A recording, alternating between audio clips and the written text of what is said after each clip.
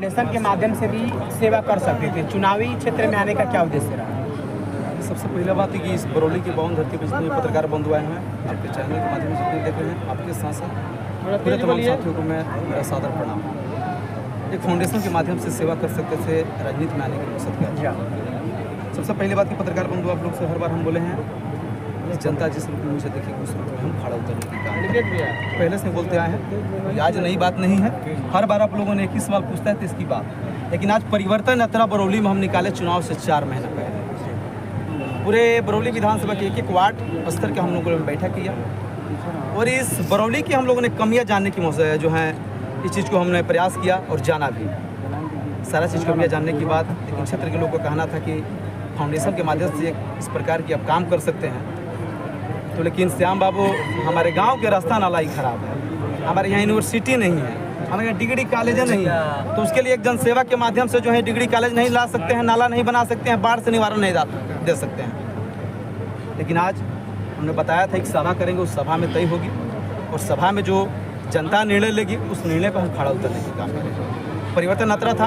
प्रेमनगर आश्रम से हम लोगों ने निकला 3.5 किलोमीटर के हम लोगों ने पैदल यात्रा भी किया और इस कड़की धूप में इतने गर्मी में भी हजारों की संख्या में नौजवान साथी माताएं बहन विधानसभा के कोने से आए हुए सभी लोगों ने कदम से कदम मिलाकर चला।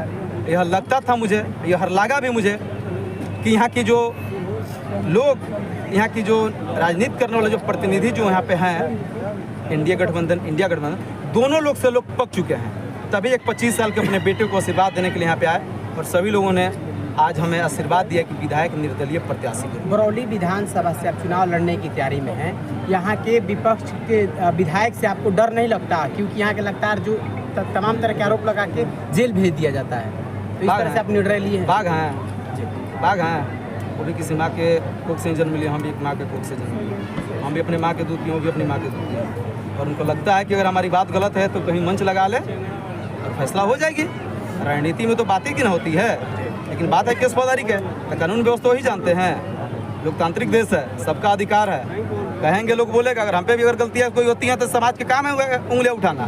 बिल्कुल आप हो सकता है कि अगर समाज में उस प्रकार की किए हैं तब समाज कह रहा है, नहीं क्यों तो नहीं करता। लेकिन हम उनकी बातें ना करके, पक्ष और विपक्ष की बातें नहीं करते हुए हमारी सभा में आए हैं, हमारी बातें पूछेंगे, आपको बखूबी हम बताएंगे, इस पे चर्चा करेंगे। क्या मैनिफेस्टो रहेगा आपका अगर यहाँ विधायक अगर जनता बनाती है? देखिए, सबसे पहली बात कि बरौली को विकसित और बरौली को शिक्षित बनाना है। जब तक बरौली शिक्षित नहीं होगा, जब तक बरौली विकसित नहीं होगा। सबसे पहली बात कि यहाँ के नौजवान जब तक पढ़ेंगे नहीं, जब तक आगे बढ़ेंगे नहीं। सबसे पहली बात कि एजुकेशन जब नहीं उनके पास रहेगा तो उनको क्या पता चलेगा मुझे क्या करना नहीं करना। तीसरे चौथा पढ़ेंगे जाके जो हेल्पर की काम करेंगे। या आपका प्लान सिर्फ निर्दलीय चुनाव लड़ना या किसी पार्टी का दामन थामना? ये जब समय आएगी, अगर जनता आज तो निर्दलीय के रूप में ही मुझे यहाँ पे आशीर्वाद देने के लिए बोला, लेकिन फिर अगर उस प्रकार की पार्टियाँ की बात अगर होती है तो आगे जो बातें अगर निर्णय होगी आप सबको हम लोग बताएंगे। श्याम जी, भविष्य में अगर किसी पार्टी से बातचीत होती है तो क्या किसी पार्टी में जाने से परहेज होगा या निर्दलीय ही रहेगा? देखिए, प्रपोजल तो बहुत सारे दलों से आए हैं, लेकिन उनके अगर समीकरण यहाँ पे बनते हैं, उनके खाते में टिकट आती है तो ऐसी बात नहीं। और यहाँ की जनता अगर समझिएगा, यहाँ पे अगर कांग्रेस भी मुझे अगर टिकट देती है, वीआईपी पार्टी भी टिकट देती है, भारतीय जनता पार्टी भी टिकट देती है, आरजेडी भी टिकट देती है, और वो लोग कहते हैं कि श्याम लाया, श्याम जो है यहाँ के नेतृत्व कर सकते हैं, इसको टिकट देकर यहाँ के नेता बनाए, तो बिल्कुल हम तैयार हैं। अगर असेंबली में जाते हैं, असेंबली के मेंबर बनते हैं, तो किन कार्यों की प्राथमिकता रहेगी बरौली विधानसभा? सबसे पहले बात कि यहाँ पे डिग्री कॉलेज पहले लाना, पहले यहाँ पे जो है इनका कल कारखाना लाना, कि हमारे यहाँ के लोग जो हैं जो प्लान किए सभी लोग पहले घर वापसी है। कृषि प्रधान क्षेत्र है, यहाँ पे जो है किसान जो है दर की ठोकरें खा के प्लान कर रहे हैं। यहाँ पे बाढ़ की सबसे बड़ी समस्या है, बाढ़ से बीज नहीं मिला अभी तक। जी नहीं मिला, अब यहाँ तो बात सत्ता में है नहीं, नेताजी से बात को सवाल पूछना चाहिए। स्थानीय जो विधायक हमें नहीं लगता है कि आज तक किसी विद्यालय में जाकर घूमे फिरे होंगे कि विद्यालय में पढ़ाई कैसी होती है नहीं होती है, नहीं किए होंगे। लेकिन सारे चीज़ को जो है मद्देनजर है, आगे मैनिफेस्टो जो है आप लोग क्षेत्र का हर बार बाढ़ टूट जाता है। सर, बाढ़ की समस्या होता है, उसके लिए क्या करें? देखिए, बाढ़ की समस्या हर बार आती है, क्योंकि 500 करोड़ की, कभी 300 करोड़ की, कभी 700 करोड़ की बजटें आती हैं, और यहाँ के जिला अधिकारी जो स्थानीय लोग हैं वहाँ के आधा मलाई चाप जाते हैं। अब बाकी बांध हो जाती है पात और जो अंदर का जो मुंह होता है तो बोल देता है हमें इनके तरह कैसे निजात दिलाएंगे ऐसे क्योंकि आप बता रहे हैं कैसे निजात दिलाएंगे बाढ़ की समस्या? जी बिल्कुल, अगर सदन में जाते हैं तो आपको बताएं कि 6 महीने के पहले सदन में जाने से 6 महीने के अंदर में बाढ़ की जो है बाढ़ की समस्या सबसे पहले विचारधारा की बात कर रहे हैं, किस विचारधारा के साथ आप जाएंगे जनता के बीच, क्योंकि सब पार्टियों को बात कर रहे हैं। ये सबसे पहली बार कि जनता यहाँ पे कोई जाति और धर्म और विचारधारा के साथ नहीं आई थी। यहाँ की जो परिवर्तन यात्रा में सभी लोग यहाँ बरौली की बदलाव के मूड में आए थे, तो ये जनता की मूड है, जनता की जो है अपनी चंपारण से चल गए हैं। क्या कुछ कहिएगा श्याम भाई के किन कार्यों से प्रभावित है? प्रोटोकॉल होता है तो आप अपना जो आप मतलब अभी काम कर पा रहे हैं फ्री होके उसे कर पाएंगे। पार्टी का प्रोटोकॉल जो होता है वो जरूरी। भारतीय जनता पार्टी में सबसे पहले ईमानदार नितिन गडकरी को नेता माना जाता है, और नेता क्यों नहीं आते हैं? कहे नहीं, ईमानदारी पूर्वक काम करते हैं। असेंबली में जाएंगे, इतनी सहन शक्ति है कि हमारी क्षेत्रीय समस्या का है, अगर नहीं होती और हमारी बात को नहीं सुनी जाती है सदस्यता रद्द करा के वहाँ पे सब गए थे फिलहाल में। देखिए उनकी चर्चा नहीं, लोगों की चर्चा नहीं, हमारी सभा में हमारी बात। अनिकेत रंजन जी से एक सवाल है, चंपारण से आए हैं श्याम भाई के, किन कार्यों से प्रभावित हुए हैं? आप भी सोशल मीडिया से लेकर धरातल तक कार्य करते रहते हैं, श्याम भाई के किन कार्यों से प्रभावित? देखिए सबसे बड़ी चीज़, हम लोग बूढ़ी गंडक के किनारे हैं। कभी बाढ़ में इधर बाढ़ में छेद हो जाता है तो इनका क्षेत्र दहा जाता है, उधर छेद होता है तो हमारा क्षेत्र दहा जाता है। कष्ट पीड़ा दोनों एक ही है, किसान दोनों तरफ का मतलब परेशान है। और दोषी कौन है? यहाँ बहुत सारा सवाल पूछा जा रहा है कि आप फाउंडेशन चलाते थे, फाउंडेशन के हिसाब से सेवा कर सकते थे, पर चुनाव लड़ने का क्या आवश्यकता था? पहला सवाल था। दूसरा सवाल था किसी पार्टी में जा सकते हैं कि नहीं जा सकते हैं। तीसरा सवाल बहुत तरह का सवाल वगैरह आया कि बीज नहीं मिल अभी तक बटाया किसानों को। सबसे बड़ा चीज़ है वही कष्ट तकलीफ दुख दर्द है, और जिनको पावर मिला है वो काम नहीं कर रहे हैं। इसीलिए तो जनसेवा फाउंडेशन के फाउंडर को आज मैदान में उतरना पड़ा है। और मैदान में कौन उतरा है? ये उतरे हैं, आपने देखा नहीं है भीड़, वो लोग जबरदस्ती त्राही हो चुके हैं। जनता एकदम परेशान, माताओं बहनों का दुख तकलीफ देखे आप लोगों ने, वो खुद बेचैन होकर बोली कि नहीं श्याम जी आप जनसेवा फाउंडेशन से सेवा तो करते ही थे, लेकिन कम से कम बहुत सारी ऐसी चीज़ें हैं जो जनसेवा फाउंडेशन से नहीं हो सकता है, जैसे बाढ़ पर कंट्रोल करना। कैसे ये रोक सकते हैं? फाउंडेशन एक रोक सकता है? नहीं रोक सकता है। किसानों में बीज नहीं बटा गया, क्या फाउंडेशन बंटवा सकता है?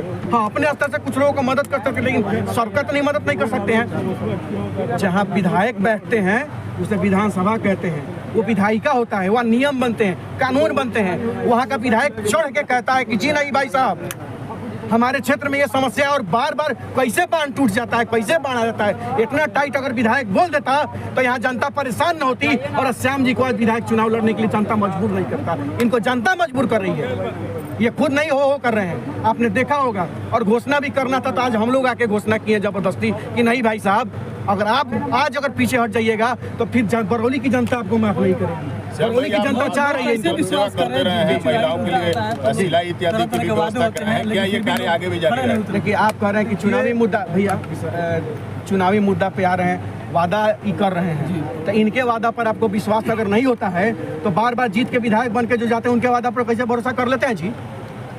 कैसे कर लेते हैं? आज इनका इंटरव्यू ले रहे हैं, कल नहीं चलाइएगा, फिर भी इंटरव्यू दोबारा लेने आइएगा, नहीं चलाइएगा, दोबारा इंटरव्यू लेने आइएगा, नहीं चलाइएगा, तो चौथा बार में इंटरव्यू लेने आइएगा तो इंटरव्यू कर देंगे आपको? काहे नहीं देंगे? क्योंकि बार बार इंटरव्यू लेते हैं, यहाँ चलाते हैं, ये नहीं है। तो सेम चीज़ है, बार बार जो जनता जिसको जीता के विधायक बना रही है, एक बार जिता रही है, 2 बार जिता रही है, 3 बार जिता रही है, 4 बार, जब चौथा बार भी अगर वो क्षेत्र का जनता का काम नहीं कर पा रहा है तो 5वां बार जनता नहीं जिताएगी। और जनता का अपने भीड़ और जनसमूह देख लिया है कि जनता किस मूड में है और किस परिवर्तन के मूड में है। महिलाओं के लिए जो कार्य आपका चलता है जारी रहेगा आगे भी? देखिए सबसे पहले बात कि हाँ, चुनाव हार जीत अलग की बात है। आज श्याम जनसेवा फाउंडेशन के अध्यक्ष के पद पर हम कार्य कर रहे हैं, कल हो सकता है कल अध्यक्ष के पद पर दूसरे कोई रहेंगे, लेकिन हमारे कार्यकाल में जो कार्य हुआ है वो चलता रहेगा जब तक हम फाउंडेशन के अध्यक्ष हैं, जब तक जो सिलसिला है इसे दुगुनी ताकत के साथ होती है। जनता से क्या अपील करिएगा? जनता से अपील कहेंगे कि आपका घर का बेटा, आपका नौजवान, आपका भतीजा आपके दरवाज़ा पे जाए, अपना आशीर्वाद जताइए। आगामी 2025 की चुनाव है, उसमें एक एक मत से अपना आशीर्वाद दीजिए और जीत के दर्ज कराइए, ताकि आपके अधिकारों की जो लड़ाई है उस लड़ के धरातल पर उतारने की। बहुत बहुत